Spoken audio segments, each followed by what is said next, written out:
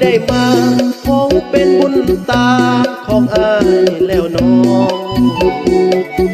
สาวใสจำพรนวลน้องสง่งามอีหลีอยากเอ่ยว่าจากับน้องว่าหาคนดีอยากขอเป็นแฟนที่ดีแต่ใจอายนี้บอกกล้าดอกน้องได้แต่เลี้ยวมองอย่าน้องรังเกียจคนจนอย่าน้องบ่สนสายคนจนขาดคนเมตตาฝากเพลงไปหาช่วยบอกกันได้ว่าคิดโทษเจ้าเองทุกเศร้าทุกแรงไอ้นี้คิดโทษแต่น้องสาวใส่จำพรนวลน้องสร้างงามแท้งามดังดาราลือฟ้าสวรรค์ปันแต่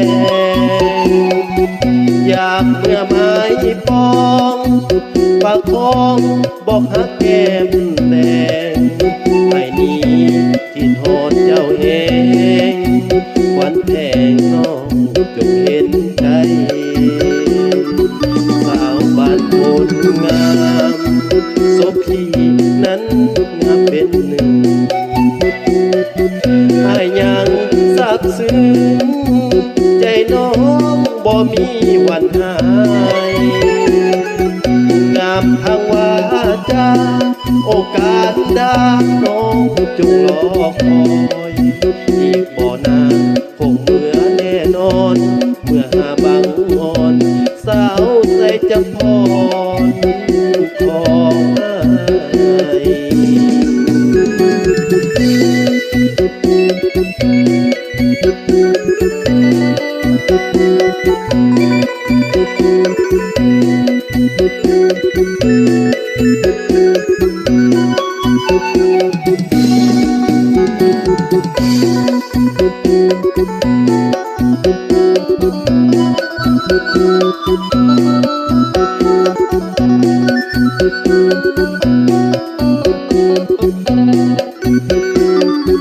สาวใส่จำพรนวลน้องสร้างงามแท้งามดังดาราลืมฟ้าสวรรค์ปันแต่อยากเมื่อไม้ปองปากทองบอกหักแก้มแดงไอ้นี้คิดโทษเจ้าเองควันแพงน้องจงเห็นใจสาวบ้านคนงามโสพีนั้นงามเป็นหนึ่งไอ้ยังสับซึ้งใจน้องบ่มีวันหายงามทางวาจาโอกาสดาน้องจงรอคอยอีกบ่นานคงเมื่อแน่นอนเมื่อหาบังอ่อนสาวใส่จำพรของอาย